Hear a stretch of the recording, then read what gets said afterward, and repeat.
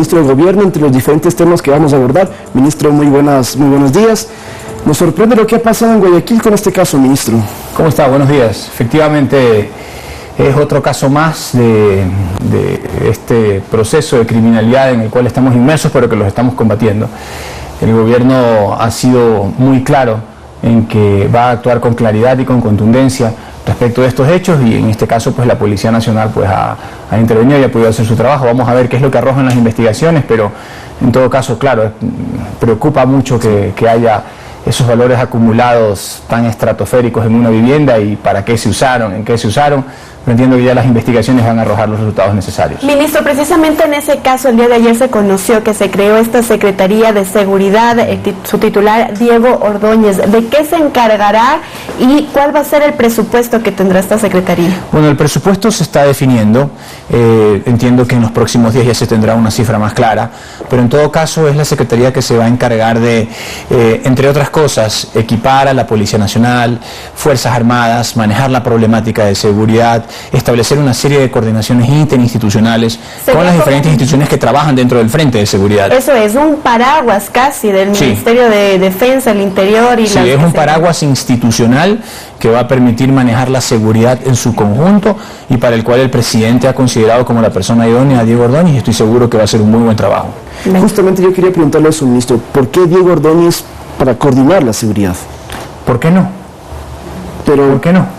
Porque es una persona competente, es un hombre de confianza del presidente, es alguien que en las marchas estuvo muy compenetrado con la problemática de seguridad, que viajó también ya a Israel para conocer más de cerca todo el equipamiento que se necesita. No nos olvidemos que hemos venido lamentablemente en los últimos 15 años de un proceso de debilitamiento institucional de las instituciones, tanto de Fuerzas Armadas como de Policía Nacional, y hoy el gobierno presidido por el presidente Guillermo Lasso está decidido a reinstitucionalizar estos cuerpos que son tan importantes no solamente para la seguridad del país, porque ese es un enfoque que puede ser un poquito limitado, son importantes para la democracia, son importantes para el orden público, son importantes para la estabilidad institucional, son importantes para una serie de factores que no se remiten únicamente a la seguridad. Entonces, combatir la inseguridad en el país, fortalecer a las Fuerzas Armadas, fortalecer a la Policía Nacional, forma parte también de un paraguas de gobernabilidad que tiene que ser consolidado dentro del Ecuador. Ahora, ministro, cambiando de tema y hablando sobre las mesas de diálogo, que es algo que también todos estamos expectantes, se ha dicho que hoy se va a hacer una evaluación de los 21 días que ya están, pero por parte de las organizaciones sociales parece que hay descontento. Ayer se mencionó que no se está avanzando como se preveía y que los 90 días tal vez serían insuficientes. Tal vez los 90 días sean insuficientes, pero, y claro, siempre uno tiene la expectativa de hacer las cosas más rápido, pero hemos avanzado bien. Hemos abierto ya prácticamente 4 mesas, sin duda, con sus vicisitudes y sus acuerdos y desencuentros, porque esto no es fácil, pero yo quiero decirle al país que este es un proceso inédito, casi histórico.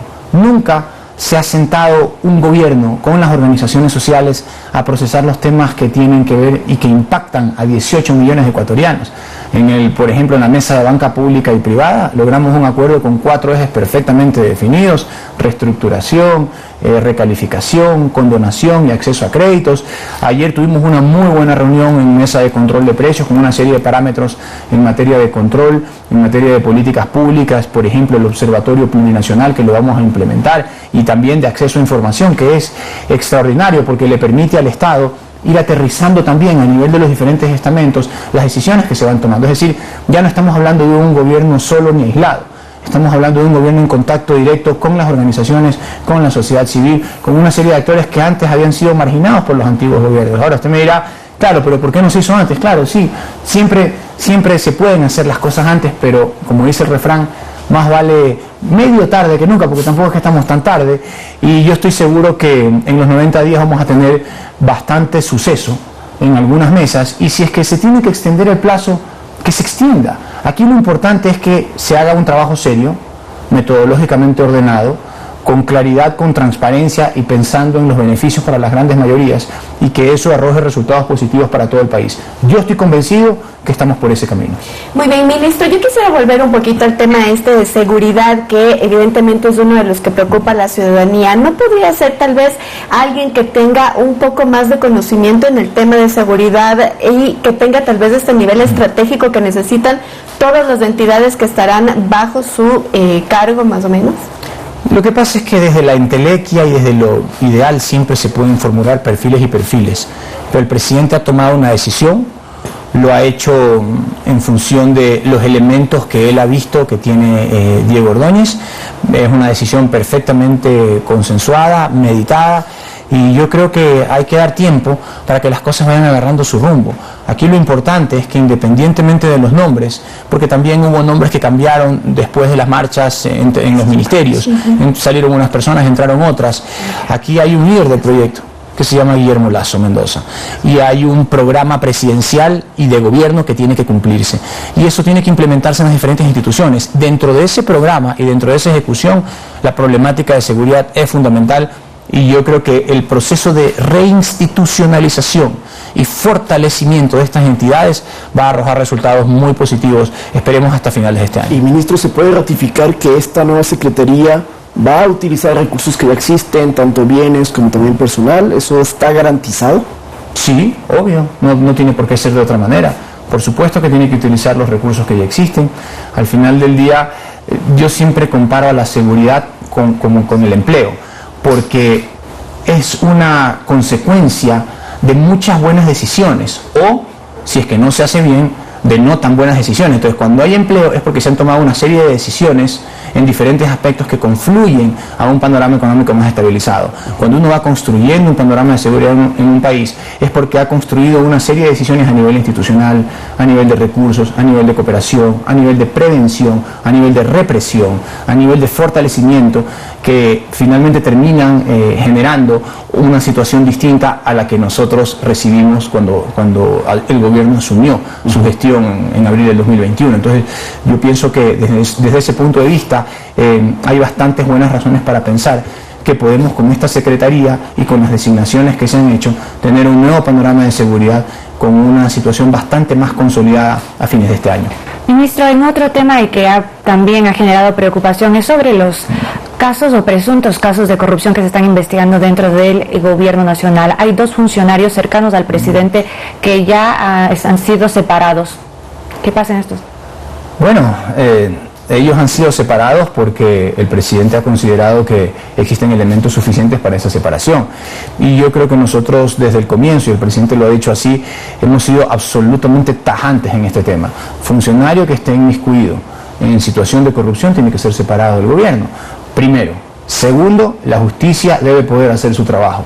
Y la justicia está haciendo su trabajo, no ha habido absolutamente ninguna injerencia ni en gobierno ni en ninguna entidad. Un llamado de atención, porque usted decía 24 horas antes de que separen al exgerente de Petroecuador, usted hablaba sobre las personas que estaban cercanas al gobierno, que no existían este tipo de casos de corrupción. Luego vemos que sí. Pero él no estaba tan cercano.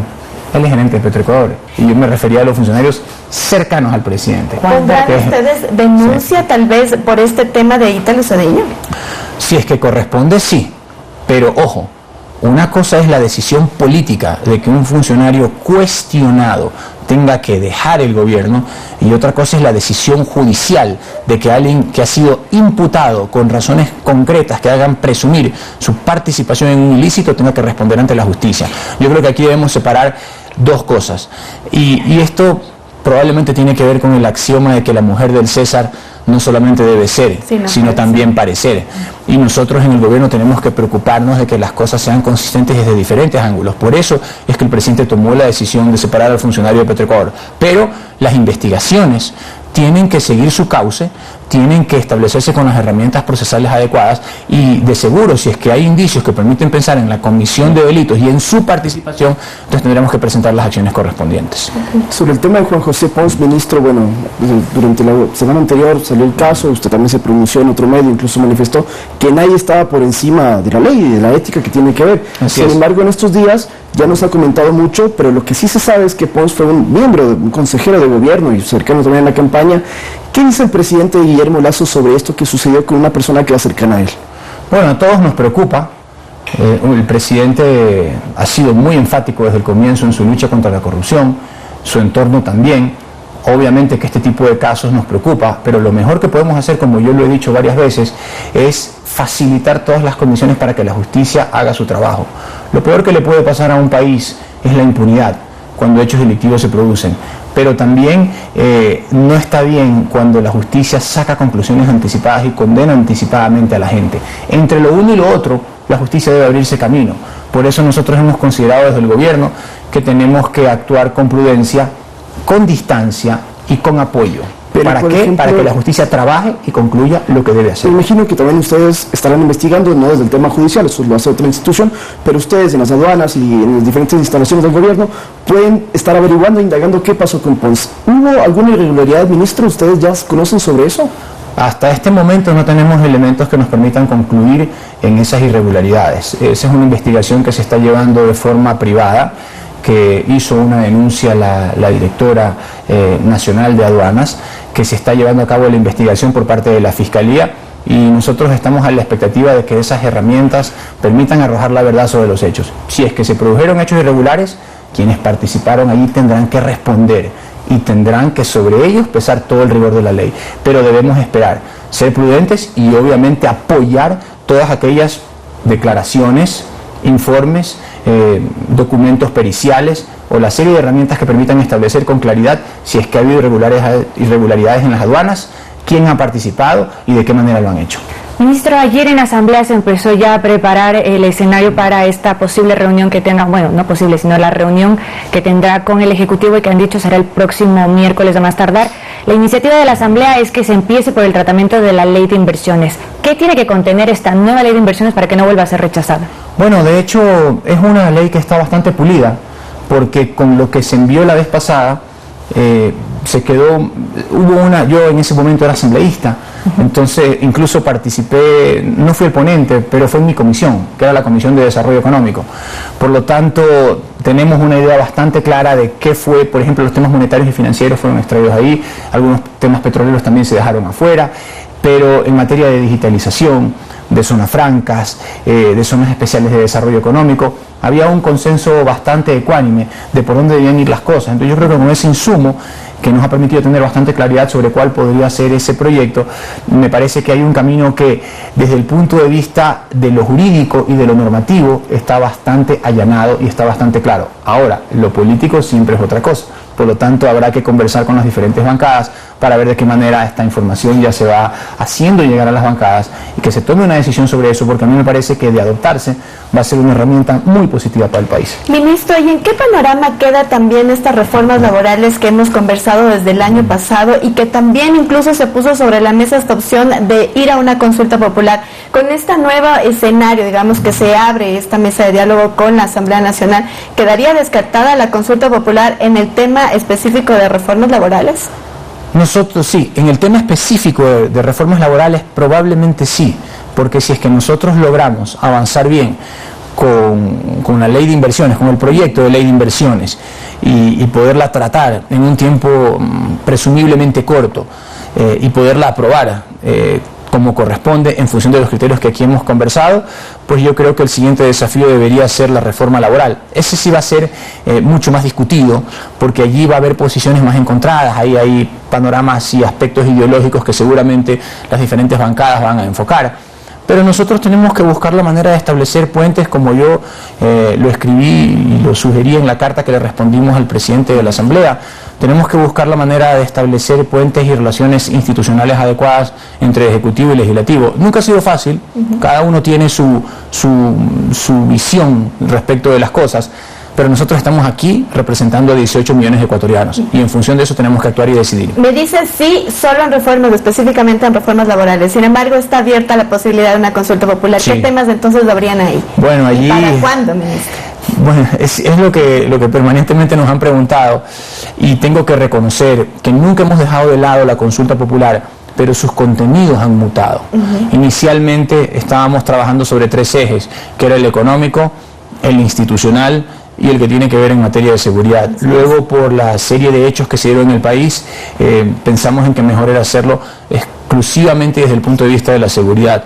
Hoy por hoy, que también se han producido una serie de hechos que son importantes para el Ecuador, creemos que enfocar los aspectos de seguridad e institucionales podría ser lo más conveniente. Lo que está claro es que el país sí necesita una consulta popular y que tenemos una coyuntura el próximo año para hacerla y que lo más probable es que la presentemos ya en las próximas semanas. Pero en seguridad, ¿en qué aspectos específicamente? ¿Qué se preguntaría en el tema de seguridad? No quisiera adelantar criterios ahí porque estamos trabajando las preguntas, pero hay algunas cuestiones de institucionalidad, de empoderamiento de los municipios, de reforzamiento del ordenamiento jurídico del país para tratar los problemas de seguridad que pueden ser abordados desde la consulta popular, y me parece que en función de esos criterios en las próximas semanas estaremos definiendo ya un texto, inclusive con la ayuda de otras instituciones que también han solicitado su intervención, instituciones de la Administración de Justicia, porque nosotros queremos que sea algo bastante completo y que le permita a los ecuatorianos tener mucha más tranquilidad que la que hemos tenido hasta ahora.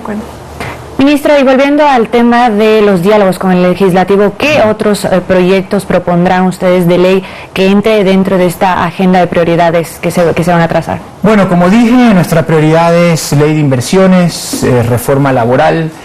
Nos preocupa también el tema de ley de comunicación, pero sobre eso ellos ya se pronunciaron y nosotros tenemos que determinar si es que va a haber un veto total o un veto parcial. Hay otros aspectos también en materia de artesanos, de leyes de índole comercial, en materia de turismo también, que están represadas, y que sobre todo tenemos que terminar de diseñar una agenda, y ese va a ser uno de los motivos principales de la reunión la próxima semana, que nos permita trazar una agenda con claridad y poder aprovechar estos 5 meses que nos quedan ya del año. Yo creo que se ha perdido mucho tiempo, lamentablemente. Ha sido un año bastante accidentado desde lo político, con lo que sucedió en el país, en las marchas y en las movilizaciones, y también con lo que sucedió en el legislativo, con el cambio de presidencia y de vicepresidencias y de miembros del CAL, que también ha trastocado un poco la agenda legislativa, pero tenemos que avanzar. Y en función de eso, el gobierno está dispuesto a volverse a sentar con el legislativo para poder hacer avanzar esa agenda. Y justamente sobre ese tema, ¿les preocupa o les preocupó en algún momento esta nueva mayoría que surge en la Asamblea Nacional? No, es al final del día la expresión de una correlación. El Ecuador siempre ha sido muy fecundo en materia de relaciones entre ejecutivo y legislativo, por lo tanto no es nada nuevo ni para un gobierno ni para el país.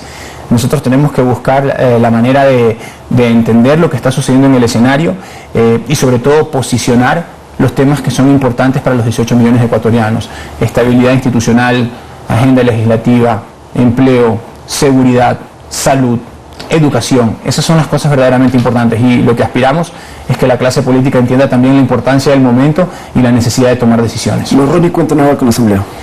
Bueno, borrón y cuenta nueva, no sé si tan absoluto, pero en todo caso, nosotros como gobierno tomamos lecciones de lo aprendido, asimilamos la historia, pero estamos claros que también tenemos que tener la capacidad de mirar hacia adelante.